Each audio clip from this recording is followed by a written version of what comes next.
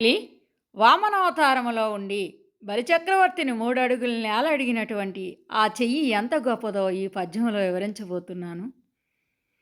ఆదిన్ శ్రీ సతీ కొప్పుపైన్ తనుపైన్ అంశోత్తరీయంబుపైన్ పాదాబ్జంబులపైన్ గపోల తిటిపైన్ పాలిండ్లపైన్ నూతన్ మర్యాదంజెందు కరంబు క్రిందగుట మీదైనా కరం ఉండుట మేలింగాదే రాజ్యముగిజమున్ సతతమే కాయమ్మునా పాయమే.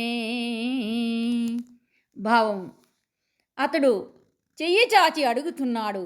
ఆ చెయ్యి ఎంత గొప్పదంటే మొదటి లక్ష్మీదేవి కొప్పు పైన, శరీరం పైన, పైటిపైన, పాదపద్మాలపైన, చెక్కిళ్ళపైన, పాలిండ్లపైన సరికొత్త గౌరవాన్ని పొందేది. అటువంటి గొప్ప చెయ్యి ఇప్పుడు క్రిందది కావడం, నా చెయ్యి పైది కావడం ఎంత అదృష్టము, ఎంత మేలు!